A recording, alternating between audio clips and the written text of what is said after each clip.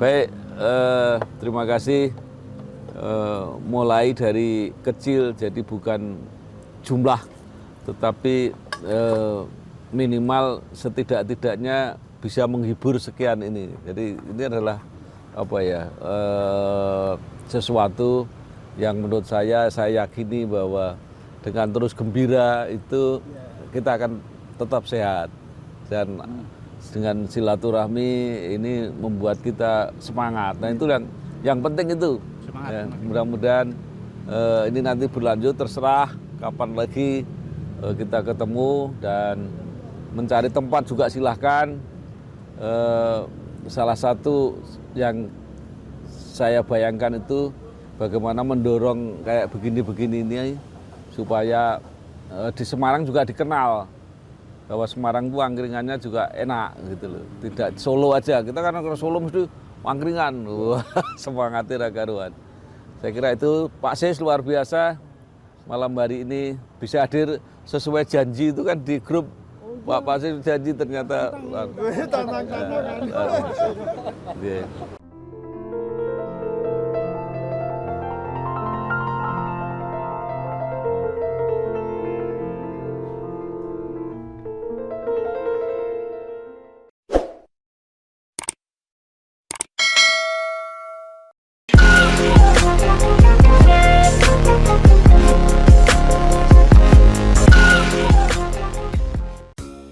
KTT Angkringan kedua, meriah ada Pak Siswo. Kamis malam Jumat, 28 Agustus 2025, KTT atau kelompok tua-tua kembali menggelar pertemuan kedua di Angkringan Mami Papi, Kompleks Taman Budaya Raden Saleh.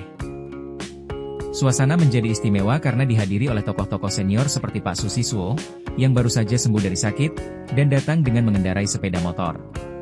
Ada juga Pak Hari Bustaman, Pak Bambang Sadono, Pak Sudadi, Pak Bambang Is, Pak Chandra, Pak Kristiono, Pak Iksan Mohan, dan Pak Aitem. Obrolan malam itu terasa luar biasa, terutama ketika Pak Susiswo, yang paling senior, datang dengan penuh semangat. Kehadirannya memberi warna tersendiri dan memantik banyak cerita. Pak SIS bercerita bagaimana harus dirawat di RS Jakarta dan kemudian di Semarang. Sempat di ruang gawat darurat, dan dioperasi beberapa kali. Gratis karena ada BPJS. Oh iya, Pak. saya cuma cerita pribadi ya. Pribadi. Jadi saya itu hidup saya itu dua tempat. Sebulan itu saya di rumah Semarang itu cuma seminggu. Lainnya di tempat anak saya Suro Menggolo itu. Gimana? Di Jakarta selama 3 minggu. Nah, sebelum Lebaran saya itu sakit di sana. Tak pikir sakit saya ya biasa gitu. Tahu-tahu saya sudah tidak bisa apa-apa. Terus saya dibawa ke dokter, saya tidak mau. Akhirnya anak saya ngajak tetangganya bopong saya ke dokter rumah sakit di Kebayoran Lama. Kebayoran Lama. Rumah sakit 10 besar di Jakarta termasuk. Saya itu pakai BPJS Semarang. Tak pikir, kata anak saya, ora usah BPJS Semarang, apalagi Semarang. BPJS Jakarta itu masuk rumah sakit itu ora dianggap di tele-tele gitu. Nah, saya kan enggak tahu, ya udah bayar biasa. Tahu-tahu rumah sakit Permata Hijau itu Bapak punya BPJS, punya. Kartunya di bawah dideloki. Oh, Bapak dari Semarang ya. Terus Bapak KTP-nya ada. Kakaknya waduh enggak ada. Tak ambilkan dulu biar anak saya ngambil. Pakai ora ngerti saya. Pakai handphone itu kirim Semarang, dikirim sana. Begitu masuk itu langsung dilayani 5 dokter periksa semua. Ternyata saya serangan jantung. Selama 3 hari di ICU itu saya sudah tidak bisa apa-apa. Jadi saya kalau pas sadar itu lihat di monitor itu gini nganunya. Terus rata. Rata. Terus gini lagi pacu. Karena dikasih apa mbuh ra ngerti. Oh, rata maksud gembuh mbak ngerti. Sumpelan pokoknya. Wes pokoknya gini. Terus rata lagi. Agak baik. Habis lebaran saya pulang Semarang. Nah, saya neruskan tak pikir periksa di Elizabeth. Di Elizabeth bawa data dari rumah sakit itu. Di Jakarta itu saya nggak bayar sama sekali. Sama sekali. Edan nggak? Yo edan. Katanya Sing edan sapa? Sing edan. Ya mbok. Loh, kata anak saya itu nang Jakarta itu BPJS kayak wong ngemis. Lah kok aku dilayani dengan sangat baik dan langsung di Apa ngerti nak wartawan? ora ono. Apa tahu kalau Pak Siswo? Nani Semarang lakon, tapi kono payu. Heeh. Lah, terus kontrol 2 kali terus agak baik saya balik Semarang ke Elizabeth ngontrol neruske to. Iya. Datane tak gawa nang Elizabeth. Tapi nang Elizabeth diperiksa lagi mulai nol. Tapi dicocokke gitu loh. Tapi ndak ning ICU dah.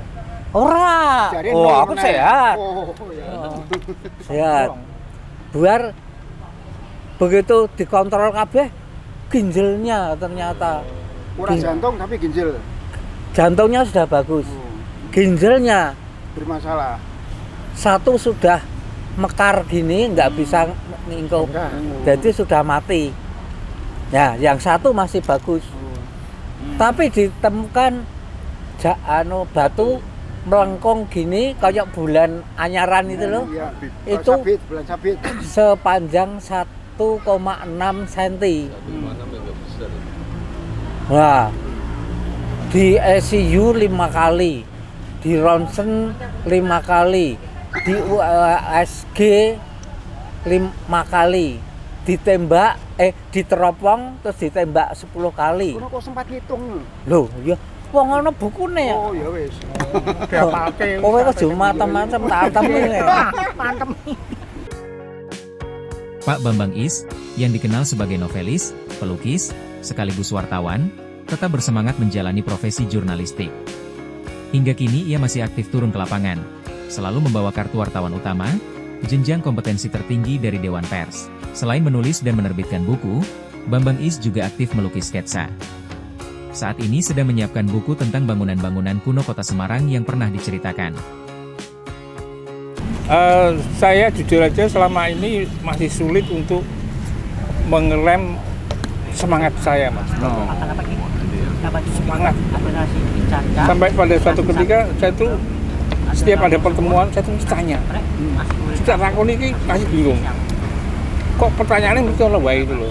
Saya bilang saya dulu tuh dari wartawan telat. Karena apa? Karena dulu masuk di Surabaya itu langsung di jazz sama Pak Nabi. Jadi saya pulang ke lapangan itu loh. Jadi begitu saya lepas dari Cempaka, saya ke online. Nah, online itu Mas Jenal Abidin itu ke lapangan terus, Mas. Belok kamera. Halo. Kamerane kok. Jadi Mas Jenal itu bilang, "Is, kamu harus keluar." Keluar itu artinya liputan keluar.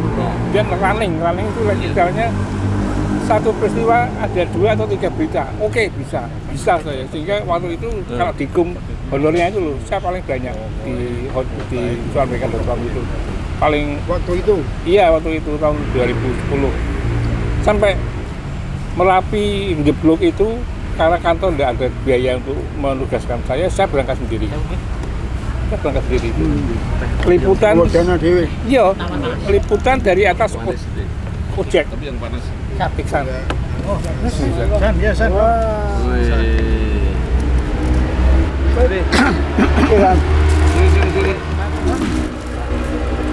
Ya, jadi Ya. Mas Jenderal Abidin itu bilang Sehat ya? running itu tiap berapa menit itu ada berita itu, Mas. Karena sudah bukan cetak lagi.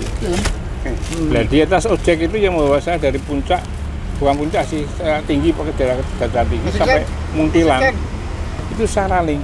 Lu suramerdeka.com ini mengabarkan Olapi gini gitu. Ditulis sama yang di Semarang. Dan sejak itu saya tuh merasa bahwa saya kok menemukan dunia saya yang sebenarnya di lapangan gitu loh. Terus saya masih di online. Waktu itu ada demo Omnibus Law. Satu lagi mas. Gerobaknya saya parkir Tahun biru. 2002 bulan Agustus atau apa gitu. Saya bukan ikut demo, ikut liput mas. Saya itu pas itu ya. Saya video pakai HP. Saya dipiting sama polisi muda-muda itu. Apa ini mas ini ya? Dipiting terus ada kepala saya dipukul dari belakang. Tuh Polisi. Iya. Saya jatuh lagi ini digelandang dari Ngerti mas itu wartawan dah. aku bilang wartawan, terus kartu pers saya Ya. dicerobot, rusak kartu pers saya. Saya diulangi. Situ sudah ngaku wartawan. Saya wartawan, tapi tetap dia polisi. kartu pers saya ditarik, rusak, HP saya dirampas. Coba, hapus. Biasa digelandang, dipindah gini dari pintu masuk sebelah kiri dekat SMA 1 itu digelandang sampai masuk ke ruangan DPRD. Di sana udah banyak mahasiswa dan umum ya, gede semua. Dibuka ya. Iya dipukuli. Sampai saya ditaruh di depan. Situ sempat dipukul enggak? Jadi cuma di belakang itu, di meeting. Terus saya bilang, Bapak ini tidak cinta NKRI ya? Maksud saya kemudian lah, saya wartawan, ya wartawan mana? Suramerdeka. Coba saya telepon Pak Kukrit. Telepon, silakan telepon aku. Padahal waktu itu aku sudah pensiun. Jadi saya merasa bahwa setelah ini itu saya masih sangat semangat untuk menjadi wartawan lapangan dulu. Di mana-mana saya selalu bawa Tutel. enggak, saya nggak punya tugas. Kamera. Enggak, apa kayak kartu pers yang kuning itu mas. Kartu pers yang kuning itu saya bukan apa-apa. Cuman kalau pas ngadepi misalkan ke desa, ketemu lurah itu, kok dari wartawan mana saya bisa, itu aja. Wartawan apa? Wartawan utama. Sama loh. Oh iya terus ya wis Terus yang menarik itu yang gambar itu loh. Nah, saya proses sedih we. jadi iki mau sedih dramatis ya. Terus saya merasa sangat tidak punya uang itu karena ketika buku saya banyak. Waktu itu ada 7 buku yang sudah diterbitkan. Waktu mau buku ke-8, saya kesulitan untuk membayar layout cover depan. Terus saya mikir aku kan mau kuliah nang seni rupa gambar ikip. Terus aku tak gambar sebenarnya bisa gambar luas. Akhirnya dari itu saya mulai gambar, mulai dari cover buku saya itu. Terus sampai sekarang saya diikutkan ke komunitas skate di jalan tulis. Saya masuk di itu. Ya tidak dari itu saya sudah. Ya dari itu saya merasa harus keluar gambar. Saya tiap hari bawa kertas ini. Ya, dan saya punya cara hidden sketching. Jadi di terminal itu ya, diam-diam tak itu tak gambar, tak kayak mbak ini mbak seneng. Tapi enggak tahu. Enggak tahu. Tapi suwe-suwe bojone ngerti. Waduh lewat. Pak Kristiono bercerita memanfaatkan pengalaman panjangnya di Suara Merdeka. Koleksi dokumentasi lama yang ia simpan kini dibagikan lewat platform digital, terutama Facebook, bahkan mampu menghasilkan dolar dari aktivitas tersebut. Walaupun usia sudah menginjak kepala 6, namun masih sanggup turun lapangan sendiri untuk memburu foto dan menulis berita. Semua itu berdasarkan pengalaman saya di Suara Merdeka. Terus terang di sini ada Pak Suseswo ini sama Pak Dadi itu kan dulu redaksi langsung yang saya hadapi. Apa Pak Dadi? Mulai ya Pak Sesek lagi Pak Dadi ke sono Mbak Suse kuwi redaksi kota nise. Itu kudu tak sebut iki ngamukan. Ngamukan nganteman misuang. Saya aku wani muni saiki. Saya pernah karo Pak Sis. Wong ngene bae diumuat. Oleh wong iki ngene suwan iki banter ya monggo saya. Ya, dari dasar pendidikan pada waktu itu kan saya tugas di lapangan ya kan, mulai dari Ungaran terus di Semarang. Nah, pengalaman-pengalaman itu membekas sampai sekarang. Kan ini kita bicara tentang sekarang kan. Ya. Nah, dari pengalaman masa lalu itu membekas sampai sekarang. Nah, untungnya itu saya punya Facebook, punya media sosial Facebook Punya sejak portal tahun punya portal 2009. Ya. Tapi kan Media ya, Semarang. dulunya kan cuma sebentar. Dulu kan cuman ya posting-posting foto, pergi, posting, terus makan ya posting, Iya. itu enggak ada tujuan. Dulu kan itu kan media sosial, jejaring sosial bener-bener dulu. belum ada Dulu cuannya. belum profesional. Nah, jadi saya belajar itu tuh, saya punya strategi. Saya pengen dulu kan mengembangkan YouTube dulu. YouTube kan butuh follower harus 5.000 ya toh. Terus sekian jam tayang. Itu kan bangun masa. Nah, itu saya posting itu sambil bangun masa, bangun pertemanan istilahnya. Nah, itu yang saya manfaatkan. Jadi karena semakin besar saya di media sosial otomatis kan jalan. Lu Miko sekarang ada lebih dari satu ya. Itu yang lain kan istilahnya Yang jadi yang lain ada palsu. punya hak paten nama itu Mix Semar yang saya ikuti. Kok nggak Tapi dikumpulin? karena mungkin nggak tahu ada si senang tidak senang atau mungkin kontennya terlalu bahaya, di ban sama Facebook, jadi hilang. Itu 500.000 lebih itu followernya. 500.000. Hilang. Terus Oh, nggak iso makanya foto. sekarang nggak ada ya? Lah hilang ora dibayar. Enggak, Facebook kan hubungannya pribadi. Enggak sama grup enggak ada apa-apa. Jadi Tergantung yang istilahnya pasang gitu ya. pada waktu istilahnya grup itu hanya untuk kendaraan apa bergerak. Jadi aku itu identik dengan Mix Semar. Seperti dulu kalau kita bergerak, cah suara merdeka, no pasis lu ngondi itu kayak redaksi ini, gambar itu modelnya Tapi seperti punya itu. beban store dengan beda. Pak Sudadi membawa ide segar. Ia berencana mengembangkan potensi wartawan senior melalui sebuah platform media sosial, agar para jurnalis tetap bisa berkarya, menjaga otak tetap terasah, sekaligus sehat. Saya tambahkan ya, Ya. jadi kalau kita mau mengembangkan ini, kita bisa memilih beberapa media sosial yang tidak seperti Facebook.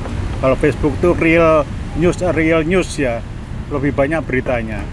Tapi kalau senior-senior itu kan lebih banyak nulis ya. Kalau nulis itu kita bisa salurkan di IG, Instagram namanya. Instagram itu agak lumayan ya, tulisannya paling nggak berapa karakter itu kalau salah. 1000 karakter aja bisa masuk. Ada juga tweet, melalui tweet. Nah, harapan kita supaya kita tidak pikun, supaya tetap otak kita terasah, ya kita tulis aja. Nanti kita salurkan kemana biar ada yang ngatur.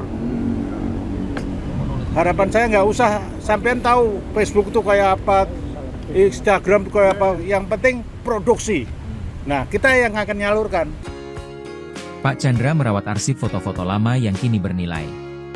Tak jarang, foto-foto tersebut ketika diunggah di media sosial menarik minat orang untuk membelinya.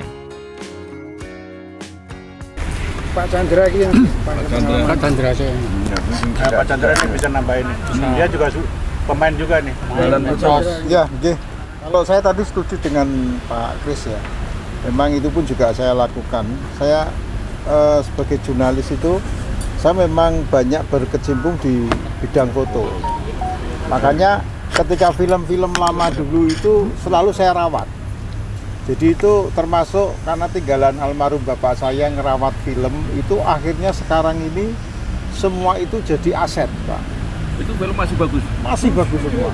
film apa foto? Film. Film Ada sudah ya, termasuk yang film yang Pak Hari joget yang itu kan juga ada. Jadi semua film itu disimpan semua, Pak. Jumlahnya ribuan itu. Itu saya scan ulang. Ya, gini. Kalau film itu delengnya kan susah iki opo-opo ngono Di scan Pak Bambang. Sekarang itu masuk scan. Scan ke situ jadi file foto yang bisa diakses di handphone. Nyekanya di sini di peleburan sini. Itu roll ya? Kayak cetak, Roll. motornya kayak Iya, cetak. roll. Hitam putih. Hitam putih. Jadi zaman tahun 60-an Emilia Contessa masih gadis itu bapak saya masih punya film-filmnya itu masih saya ini semua. Termasuk peristiwa Malari itu pun juga yang dimuat di Suara Merdeka tahun 70 sekian itu masih juga ada. Filmnya ya, fotonya ya, kameranya. Nah, yang unik lagi ini gini Pak, karya foto jurnalistik Tempo dulu, misalnya Pak Kris punya, saya punya, itu pun sekarang laku dan ada yang nyari. Satu contoh misalnya saya dulu pernah liputan pesawat Garuda jatuh di Bengawan Solo. Itu saya angkat di Instagram, ternyata dari Garuda hubungi saya, minta membeli itu. Beli. Tapi copyright-nya tetap saya, namanya tetap saya. Jadi itu tidak terduga. Itu memang foto jenengan atau Bapak? Foto saya, kalau Garuda itu foto saya. Terus selama saya motret, saya upload di Instagram. Itu saya mencantumkan nama, misalnya kameranya apa, filmnya apa. Itu pun saya dihandle oleh produsen kamera itu. Seperti ini pun juga saya akhirnya saya mendapatkan ini hanya karena saya misalnya gratis, tapi saya karya-karya foto saya uploadin terus. Item, dengan karakter khasnya, masih aktif berperan sebagai aktor. Ia tetap menjadi sosok yang sering dirujuk di dunia seni peran. Sebelum belajar saya pertanyaan sedikit. Oh ya. Pak itu jenggotnya kan putih, rambutnya masih ada yang hitam. Itulah yang saya tunggu-tunggu. Saya pengen putih semua gitu loh. Itu nggak disemir? Enggak, justru saya menunggu ini kapan melu putih sisan gitu loh. Iya. Kayak Sumahan. Enggak saya semir, saya memang pengen putih. Saya pengen putih. Biar jadi pelakon yang Lah, kayak Sumahan. saya punya keuntungan itu bahwa sosok yang begini ini langka. Dengan kelangkaan itu sehingga ketika butuh karakter yang kayak gini ya gampang linjujuk. Oh kayak hitam baik kan gitu. Nah kadang-kadang Sekarang putih baik. Dicat. kadang-kadang menghubunginya langsung.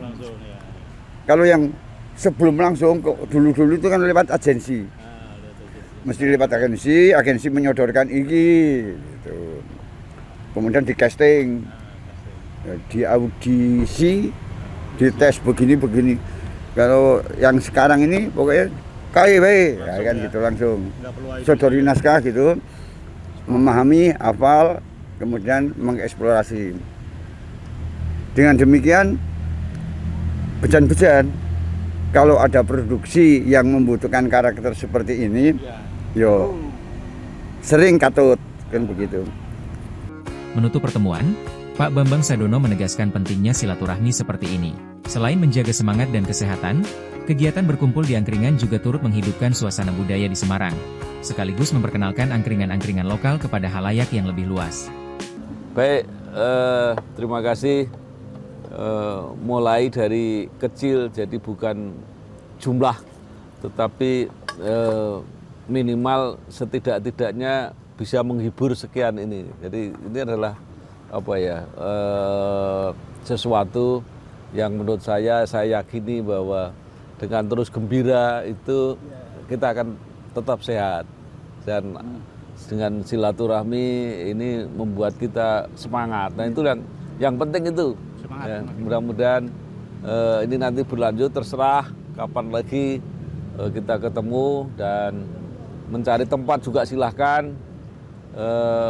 Salah satu yang saya bayangkan itu bagaimana mendorong kayak begini-begini ini supaya di Semarang juga dikenal bahwa Semarang itu angkringannya juga enak gitu loh. Tidak Solo aja, kita kan kalau Solo mesti angkringan, semangatnya karuan. Saya kira itu Pak Sis luar biasa malam hari ini bisa hadir sesuai janji itu kan di grup. Pak Sis janji ternyata.